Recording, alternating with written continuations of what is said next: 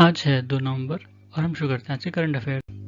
पहला है DRDO industry academy centre of excellence, ये आईआईटी रुड़की में खोला गया। उसके बाद Mahatma Gandhi national rural employment guarantee act, ये 2005 में आया था और इसमें प्राविधान था कि जो रूरल हाउस होल्ड होते हैं उसमें जो एडल्ट मेंबर हैं उनको साल भर में 100 दिन का एम्प्लॉयमेंट दिया जाएगा। ठीक है, ये अनस्किल्ड मैनुअल वर्क होगा और ये इसको इम्प्लीमेंट करती है मिनिस्ट्री ऑफ रूरल डेवलपमेंट। ठीक है, और उसी मिनिस्ट्री की एक स्टडी में भी पाया गया कि अगर जो फंड्स दिए जाते हैं इसको इम्प्लीमेंट करने के लिए मनरेगा को, अगर वो डिसेंट्रलाइज हो और जो परमिसिबल वर्क हो वो डाइवर्सिफाई होगा तो ये इस बेटर इम्प्लीमेंट किया जा सकेगा मनरेगा। फिर है लैब में डायमंड, ये आर्टिफिशियल डायमंड होता है। ठीक है, आर्टिफिशियल का ये मतलब नहीं कि नकली होता है, ये भी 100% डायमंड होता है, बस ये लैब में बनाया जाता है। इसमें कार्बन सीड को माइक्रोवेव चैम्बर में प्लेस करते हैं और उसको बहुत गर्म करते हैं, इतना गर्म करते हैं कि वो प्लाज्मा बॉल की तरह ग्लो करने लगता है। ठीक है, और वो जो पार्टिकल होता है वो धीरे धीरे 1 हफ्ते में डायमंड बन जाता है। ठीक है, दोनों में जो नेचुरल डायमंड होता है और ये लैब में डायमंड होता है, इसमें यही अंतर है कि लैब में डायमंड मशीन के द्वारा बनता है, तो इसमें वो जो कॉस्ट माइनिंग वगैरह की कॉस्ट लगती है वो मतलब वो कट कम होती है, मतलब उसमें ये कॉस्ट नहीं लगती है, ऑब्वियस सी बात है। ठीक है, तो इसीलिए ये डायमंड जो है करीब 30-40% चीपर होता है। और दो तरह के लैब ग्रोन डायमंड होते हैं, एक केमिकल वेपर डिकम्पोजिशन और दूसरा high pressure high temperature diamond. ठीक है, इंडिया जो है, इंडिया में ज़्यादातर केमिकल वेपर डिकम्पोजिशन वाला डायमंड बनाया जाता है। ठीक है, और हमारे यहाँ जो सूरत है, सूरत में जो दुनिया भर के समझ लीजिए सबसे ज़्यादा डायमंड वहाँ पे पॉलिश करने के लिए आते हैं। अगर 10 डायमंड पॉलिश हुए तो उसमें से 9 जो सूरत में पॉलिश हुए होते हैं। उसके बाद है Kashmir saffron. Kashmir saffron festival लाडो एरिया एक है वहाँ पे मनाया गया। ठीक है, इसका उद्देश्य था कि जो इसका जो पूरा प्रोसेस है सैफरॉन को उगाने का और उसको कल्टीवेट करने का, उसको शोकेस किया जाए। ठीक है, जो कश्मीर सैफरॉन होता है उसको जीआई टैग मिला है। ठीक है, और ये अपनी तरह का ऐसा सैफरॉन होता है जो 1600 मीटर या से लेकर 1800 मीटर के ऊंचे, मतलब मीन सी लेवल पर उगता है। ठीक है, पंपोर इलाका है जो कश्मीर में, उसको सैफरन बॉल ऑफ कश्मीर कहा जाता है। इसके अलावा बडगाम, श्रीनगर और किश्तवाड़ डिस्ट्रिक्ट में भी सैफरन उगाया जाता है। कश्मीरी सैफरन की बात हो रही है, वैसे सैफरन जम्मू में भी उगाया जाता है। ठीक है, वो दूसरा होता है। लेकिन सैफरन की कई सारी प्रॉपर्टीज़ हैं, कॉस्मेटिक प्रॉपर्टीज़, मेडिसिनल प्रॉपर्टीज़, कहते हैं कि हेल्थ को रिजुनवेट करता है। और जीआई टैग 2020 में दिया गया था कश्मीर वैली में जो सैफरन उगाया जाता है।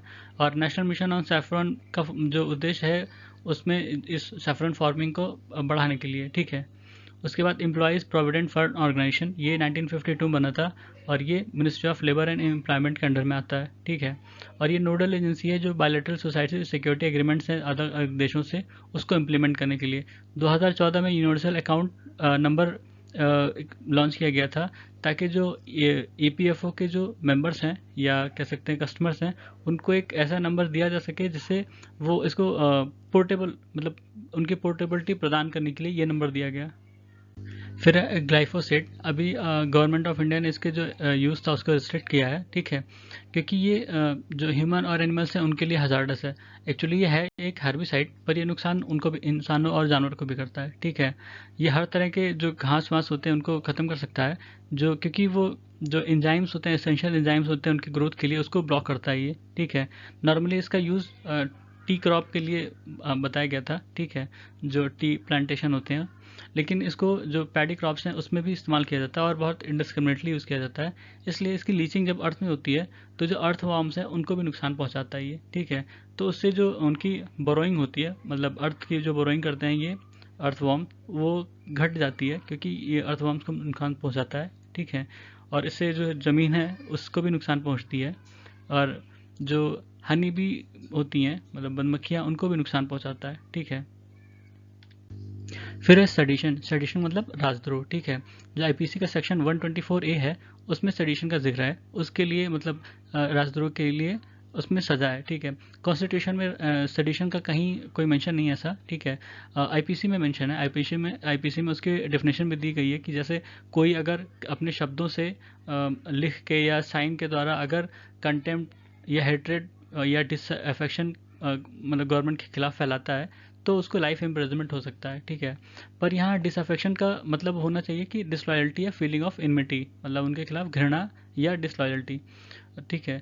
लेकिन इसमें कई बार सुप्रीम कोर्ट ने कई तरह से इसको अलग अलग इंटरप्रेट किया है और उसमें बताया कि जो अगर कोई कुछ ऐसा शब्द कहता है, मतलब अगर गवर्नमेंट की जो स्टैंड है किसी चीज़ को लेके उसके खिलाफ कहता है तो उसको डिसअफेक्शन नहीं माना जाएगा, मतलब वो राजद्रोह की श्रेणी में नहीं आएगा अनलेस अनटिल वहाँ पर वायलेंस हो रहा हो, मतलब वो वायलेंस को इंसाइट करेगा तभी ये देशद्रोह की श्रेणी में आएगा। फिर उसी में ही है कि जुडिशरी ने अलग अलग केस में अलग अलग इसको इंटरप्रेट किया है सेडिशन को। इसमें जैसे पहला केदारनाथ सिंह केस था, उसमें बताया कि जब तक कोई ऐसा वायलेंस या पब्लिक डिसऑर्डर ना हो इस किसी स्पीच या इंसाइटमेंट से, तब तक वो पनिशेबल नहीं है, ठीक है। अगर होता है ऐसा वायलेंस या पब्लिक डिसऑर्डर तब वो पनिशेबल है। इंदिरा दास केस और अरूप भयान केस में ये बताया था कि जब तक लॉलेसनेस एक्शन ना हो तब तक वो क्रिमिनलाइज नहीं है। श्रेया सिंघल केस में बताया था कि एडवोकेसी और इंसाइटमेंट में अंतर है, ठीक है, और इंसाइटमेंट ही मतलब पनिशेबल है, एडवोकेसी नहीं, ठीक है। और इस सारे केस का जितने भी केस हैं इनका सार यही था कि जब तक वहाँ पे मॉब या क्राउड का वायलेंट एक्शन नहीं होगा तब तक ये पनिशेबल नहीं है, ठीक है। केवल अगर शब्दों से किसी ने कुछ कह दिया तो वो पनिशेबल नहीं है। इंडियन वेटरनरी रिसर्च इंस्टीट्यूट जो कि बरेली में है, इसने एसिक्लोफिनैक पर बैन करने की मांग की थी, क्योंकि एसिक्लोफिनैक जो है वो मेटाबोलाइज होके डाइक्लोफिनैक बन जाता है, ठीक है, कैटल्स में। कैटल्स को ये दिया जाता है as an non steroid anti inflammatory drug, ठीक है। पर इसका इसका मतलब इसका जो दुष्प्रभाव है वो वल्चर्स पर पड़ता है, ठीक है। जो डाइक्लोफिनैक था वो भी पहले यूज़ होता था एनिमल्स पर, ठीक है, पर जब उनके कैराकास को ये वल्चर्स खाते थे तो उनके जो एग्स शेल होती थी वो बहुत वीक हो जाती थी, ठीक है, और उनमें पॉइजनिंग हो जाती थी जो वल्चर्स हैं। इससे वल्चर्स की डेथ हुई थी, करीब 99% जो हैं वो डिक्लाइन हो गया इंडिया में वल्चर्स। उनका यही डाइक्लोफिनैक रीज़न था, डाइक्लोफिनैक ड्रग, ठीक है। अभी इसीलिए ये मांग की जा रही है कि इस एसिक्लोफिनैक को भी बैन किया जाए, क्योंकि ये डाइक्लोफिनैक बन जाता है मेटाबोलाइज होने के बाद। फिर 7th इंडिया वाटर वीक, इसकी थीम थी water security for sustainable development and equity, ठीक है। ये पहली बार ऑर्गेनाइज किया गया था 2012 में, ठीक है। ये इनिशिएटिव है department of water resources, river development and Ganga rejuvenation, जो कि मिनिस्ट्री ऑफ जल शक्ति के अंडर में आता है, ठीक है। और इसमें Denmark, Singapore, Finland partner countries रहीं इस 2022 में। फिर शंघाई कोऑपरेशन ऑर्गेनाइजेशन की हेड्स ऑफ गवर्नमेंट की मीटिंग हुई जिसको चाइना ने होस्ट किया, ठीक है। और शंघाई कोऑपरेशन ऑर्गेनाइजेशन की बात करें तो ये permanent intergovernmental international organisation है जो कि खासकर यूरेशियन पॉलिटिकल, इकोनॉमिक और सिक्योरिटी अलायंस पर बना है, ठीक है। और ये 2001 में बना था। उसके पहले ये था शंघाई 5, एक मैकेनिज्म था, ठीक है। उसी के बाद ये SCO बना था। इसमें हेड्स ऑफ स्टेट काउंसिल होता है जो कि इसकी सुप्रीम डिसीजन मेकिंग बॉडी होती है। इसमें 2 परमानेंट बॉडीज़ होती हैं, एक जो SCO सेक्रेटरीट है जो कि बीजिंग में है, दूसरा रीजनल एंटी टेररिस्ट स्ट्रक्चर जिसको रैट्स कहते हैं, उसका जो एग्जीक्यूटिव कमेटी है वो ताशकंद में, ठीक है।